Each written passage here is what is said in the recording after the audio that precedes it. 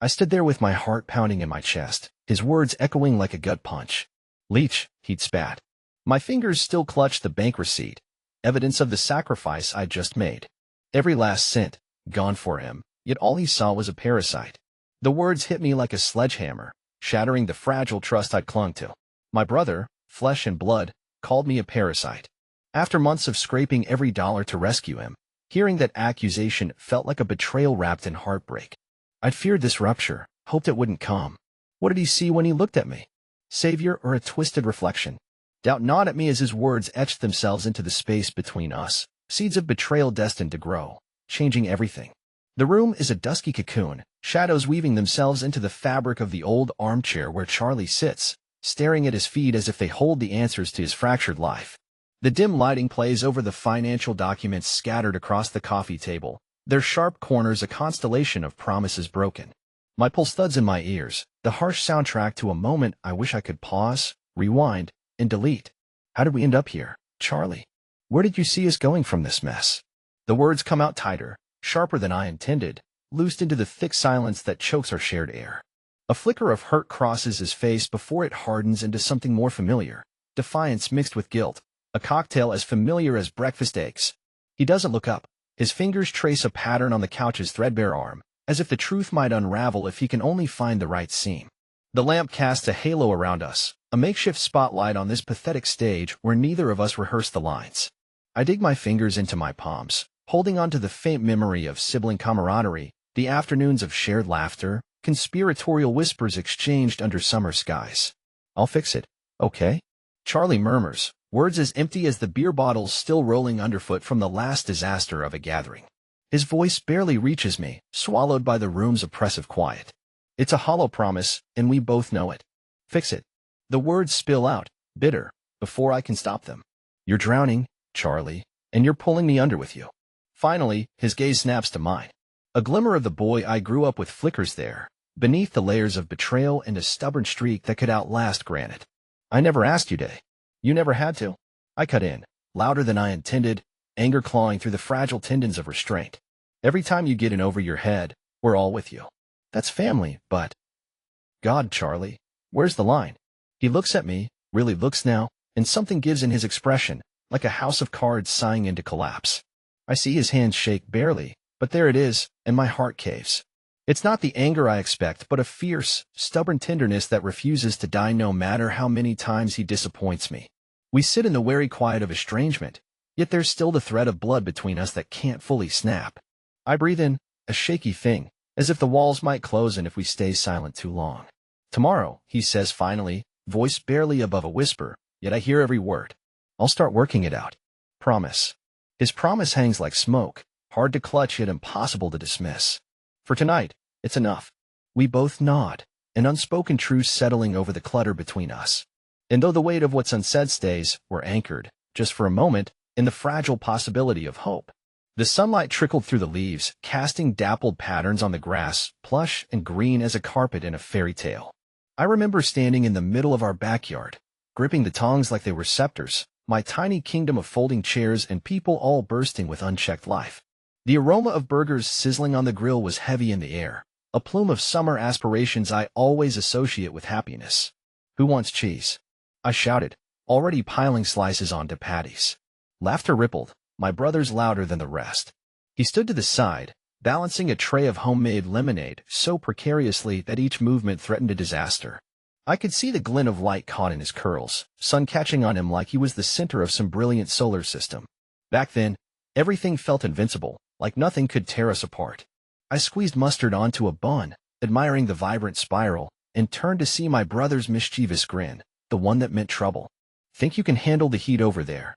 He teased, nodding toward the now smoking grill. I rolled my eyes, but it was a dance we knew by heart.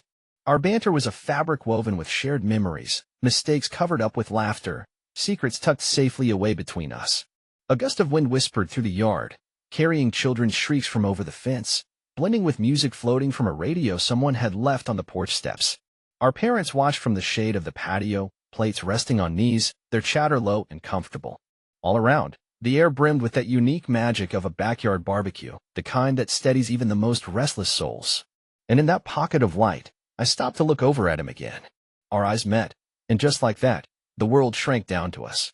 We shared that glance of absolute certainty, a sibling shorthand carved over years. It said, "We're fine. It always will be." The dive into dusk was slow and soft, colors bleeding from vibrant blue to hushed indigo. The yard echoed with the sounds of plates clinking, chairs dragging across concrete, goodbyes mingling with the encroaching night.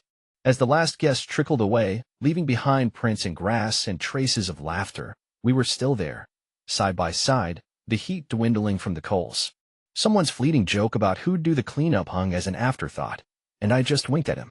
"Loser does dishes," I challenged, and he groaned, probably already entertaining a scheme to wriggle out of it. As much as he professed to hate it, we both knew he'd be right where he always was, on my side, enduring the jet stream of bubbles and suds as night fully took hold.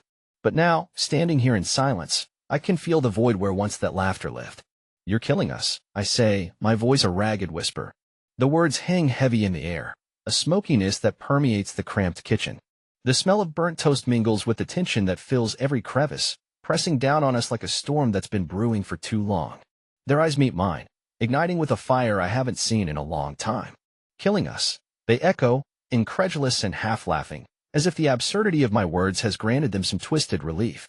The laugh, though, doesn't reach their eyes. "Do you even hear yourself?" they say, their voice rising, barely contained.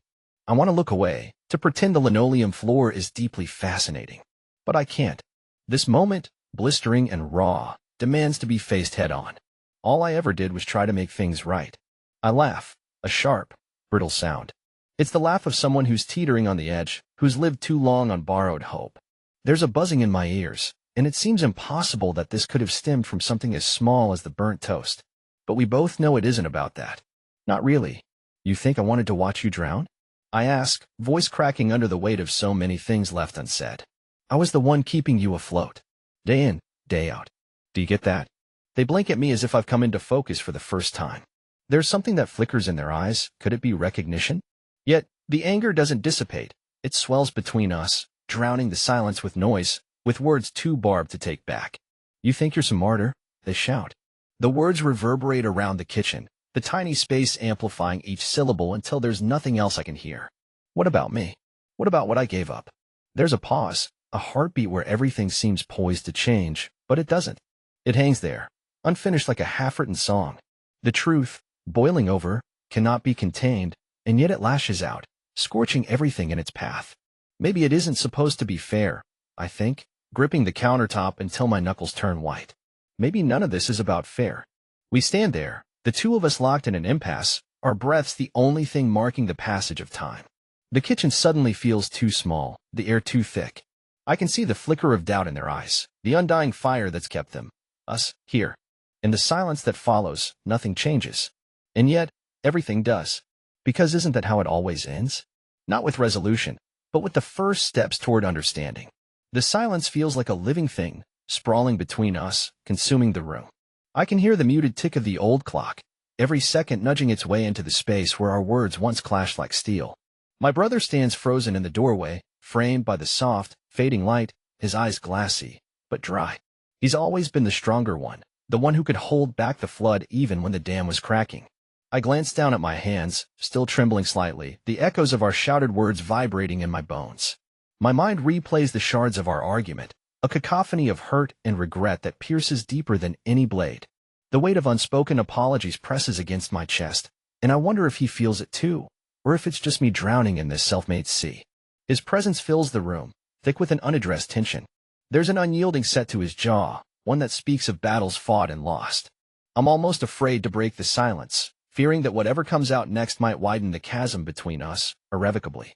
The light shifts, casting long shadows that stretch between us, like fingers reaching across the divide. I focus on his face, looking for a sign, any indication that speaks of understanding or, maybe, forgiveness. But his expression remains unreadable, a careful mask of indifference slipping momentarily into something softer before retreating back into its fortress. The stillness between us throbs with potential, the calm deceptive.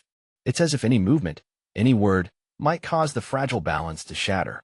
We've fought before, sure, but this one feels different, deeper.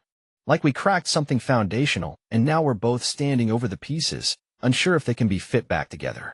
My throat tightens, a rock lodged there, making speech feel impossible.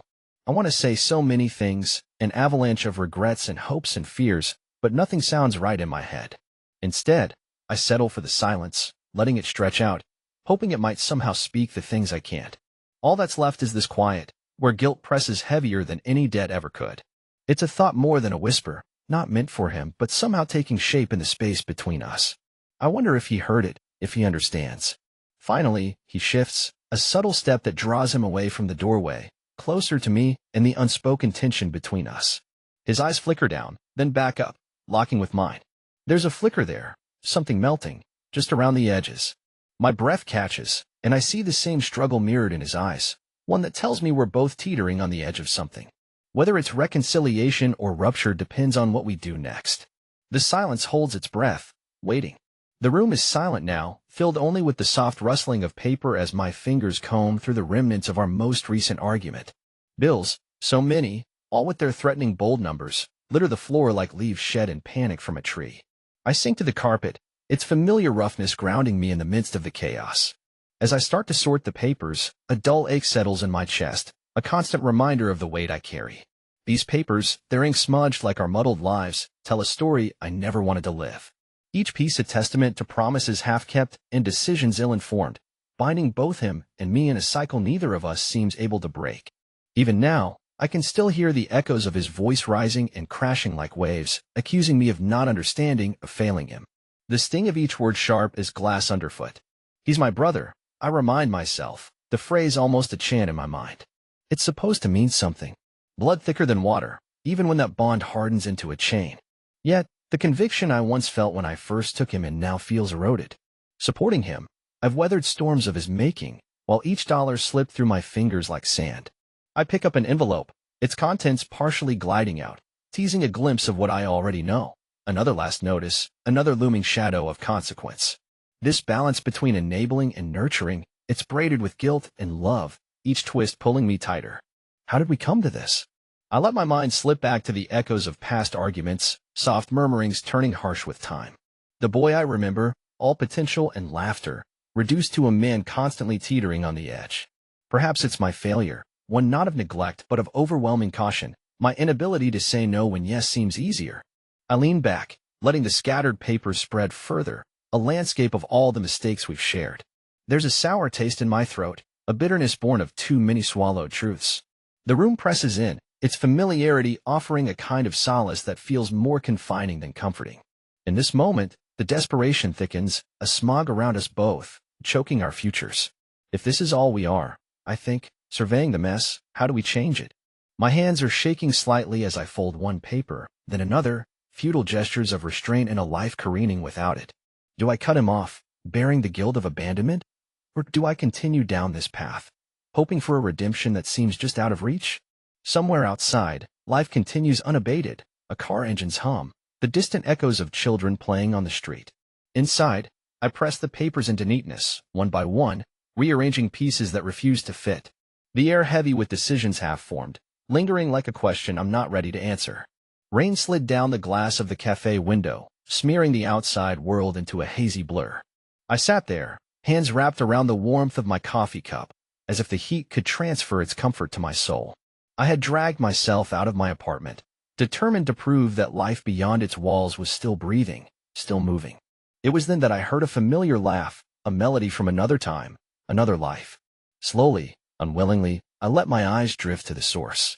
Damien, with his boyish grin that I remembered from college, was just a few tables away, gesturing animatedly as he shared stories with someone obscured from my view. For a moment, I hesitated. Old habits urged me to bury myself deeper into my solitude, but something else, something warm, nudged me towards the light. Maybe it was the universe trying to pull me out of my self-imposed tunnel. Maybe I just missed human connection more than I'd admitted. Paul? His eyes sparkled with surprise and genuine warmth as he recognized me. One foot rooted in caution, the other thawed by the heat of nostalgia, I moved closer. Damien's grin widened as if time hadn't laid a hand on our camaraderie. Being with him felt like slipping into a well-worn coat. His voice carried reminders of late-night musings and shared ambitions, as if entwining threads of a past I had almost let unravel completely. As we talked, his words took on another dimension, touching on themes of perspective and forgiveness. concepts that had been estranged from my vocabulary. He spoke of his own struggles, of complicated relationships that hadn't survived the ruthless passage of time. You know, he said, his voice dipping into thoughtful territory. Sometimes we only see the surface, the mess of it all. But maybe there's still something worth salvaging beneath. The words hit with a force that I hadn't anticipated, sending ripples through the murk of my thoughts. Could there be a flicker of light left in all this darkness? This unbidden idea snaked its way around my defenses, an intruder that hinted at possibilities I had long avoided considering. Damien's laughter punctuated the air again, and for the first time in what felt like forever, I allowed myself to believe in its joy. The rain outside had gentled into a fine drizzle, the world beyond the window beginning to take shape again. There was a tentative clarity there, a quiet certainty that perhaps, just perhaps, redemption wasn't entirely unreachable. I sipped my coffee, letting its warmth steady my resolve. The bitterness was there, sure, but it held a promise of something more. And as Damien continued to talk, his words a balm to old wounds, I wondered if maybe we could walk this path towards mending, one careful step at a time. My phone buzzed quietly, the notification light flickering in pale blue. I hesitated before picking it up, half expecting another automated reminder or spam message. Instead, it was a name I hadn't seen there in months, Robbie. My brother. It's like reaching out into the dark, hoping someone's hand is waiting on the other side. I opened the message, fingers tingling with a strange combination of dread and curiosity. The words blinked back at me, clumsy yet drenched in sincerity. Hey, can we talk sometime? I miss you. My thumb hovered over the reply button, my mind a whirlwind. Memories tumbled in, the crack of Robbie's voice as he stormed out last year, the door shaking on its hinges, sealing the rift that had grown silently between us over time. So many layers of anger, misunderstanding, and just plain hurt. I reread his message, searching for hidden meanings or threats. But it was a simple hope, raw and exposed. I couldn't help but feel the tug at the edges of my heart. Could this really be Robbie reaching out with genuine remorse? Or was I setting myself up to be hurt all over again? My body felt heavy against the kitchen counter as I leaned, my eyes tracing the familiar cracks on the ceiling. I used to think of those fractures as roads leading nowhere, much like our relationship had turned over the years. But now, it seemed maybe they could be paths to something different, something better. Is this for real? I whispered aloud, the words bouncing off the walls, sounding almost ridiculous in their simplicity. A question I wished I could direct straight into Robbie's mind, demanding answers without the risk of further disappointment. The minutes stretched, and I stood there, locked in a battle of wills with the screen. My mind played through scenarios of meeting up, coffee shops where we'd fumble through awkward small talk, places drenched in sunlight and warmth, where forgiveness might bloom if only given room. But the shadow of what had been still loomed large, a reminder that hurt doesn't vanish with just words and wishes. I closed my eyes, drawing a deep breath, feeling the familiar ache nestling into my chest. Yet, beneath that fear, a seed of hope had planted itself, stubborn and persistent. Because maybe, just maybe, this was Robbie acknowledging the past and extending something more than a digital olive branch. Maybe he felt the fractures too and wanted to walk back, together, to find where we'd parted ways and start anew. With a sigh, I tapped a cautious sure when into the reply box and hit send.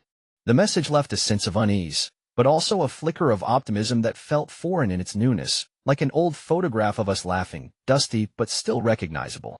The air feels different today, like the aftermath of a storm when the sky clears, yet everything is still drenched in rain. I stand in the living room, our usual battleground, but this time I note the softness in the afternoon light streaming through the windows. He sits across from me, his elbows resting on his knees, shoulders hunched as if under unseen weight. I know this posture well, a mixture of defensiveness and vulnerability. It mirrors my own, a silent truce, if only temporary. We're still here, aren't we? His voice breaks the quiet, a ripple across placid water. Still standing, no matter the cracks. His words hang between us, heavy and real. A part of me resists them, wants to muster the same defenses I've always used, the sarcasm, the dismissive laughter. But there's a tiredness inside me, a deep, aching fatigue that begs for something different, something healing. Yeah, I say, voice barely a whisper, lost in the crevices of the room. We're still here. I look at him, really look, for what feels like the first time in years. He's aged, lines creasing his face like a map of all we've been through. I see the man I fell in love with, but also the stranger he's sometimes been. We sit in this raw openness, silence painting around us like a safety net. I can feel my heart thudding against my ribs, anxious, afraid. but also hopeful, a timid, fledgling hope that maybe, just maybe, we can make something out of this wreckage. I'm sorry, he says finally, eyes locking with mine. Those two words carry so much pressure, they almost tumble over the dam, releasing a flood of emotions. I've hurt you. More than I ever meant to. It's a truth we both know, one I've carried like a scar. I nod, feeling the bitter taste of acknowledgement on my tongue. I know, and I should have said something sooner, done something, instead of just letting it fester. He nods, a small, fragile smile flickering onto his lips. I wish I'd understood, could have seen, but I was too afraid of looking at myself closely. There it is, shared admissions laid bare, two clumsy efforts at speaking a language we're still just learning. He reaches out, hesitant at first, then with more certainty.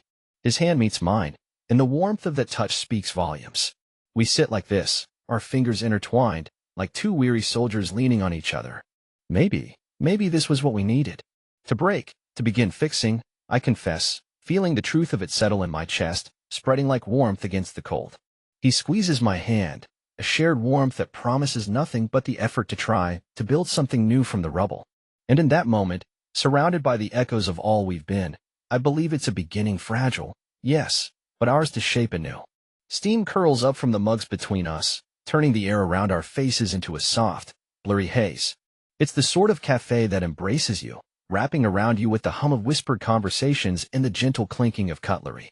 We've been sitting here for nearly an hour, letting the world continue its hurried dance while we stay almost motionless, letting the silence be the thing catching us both from unraveling. I wrap my fingers around the mug, feeling the warmth seep into my skin, a stark contrast to the chill that's settled deeper inside me. Each sip is a slow, deliberate thing. I can sense you doing the same, our eyes meeting over the rims every now and then. It's oddly comforting, this silent agreement, like we're acknowledging the need to repair without yet having to construct a blueprint. You smile, a small thing that edges more towards your eyes than your lips, and I return it without having to force it. I didn't know how much I missed this, you say, voice barely a breath above the cafe's murmur. There's something familiar in your tone, layers of old jokes and shared secrets that don't need words to be unearthed. This cafe, with its nooks, feels like a secret of its own, nestled between busy streets like a forgotten portal to elsewhere. I utter something of a laugh, short and raw. Here, under this amber glow, maybe we're finally finding each other again, I reply, surprised by how much I want that to be true. You nod, fingers tracing the edge of your cup, as tracing the lines of my thoughts. It's been hard, you admit, and there's a quiver there, a vulnerability that surfaces and retreats in the same moment. Those words pull me in like an undertow, drawing promises of redemption I can't articulate yet. This cafe has seen afternoons of light-hearted bickering and evenings of comfortable silence. Now it bears witness to something else, the slow mending of what we almost let fray to the point of no return. You sigh, soft, a breath that winds its way into my resolve, binding it tighter. The air thickens with unsaid apologies, with hopes unspoken. It's a different kind of language, one we've been fluent in longer than we realized. I reach across the table, my fingertips brushing yours, simple, tentative, yet it carries the weight of 1,000 reconciliatory letters. I want this, you start, and I see the candor flashing in your eyes, more honest and unguarded than they've been in a long while. I swallow, a lump of fear and hope lodged somewhere in my throat. Yeah, I reply, a whisper, our own pact to try to rebuild. The steam from our mugs slowly dissipates into the air, mingling with the lingering scents of coffee beans and warm spices. It's a taste of renewal, of imperfect promises, enveloping us and leaving behind a bittersweet promise of healing as we sit there, feeling time stretch and contract like some slow, aching dance.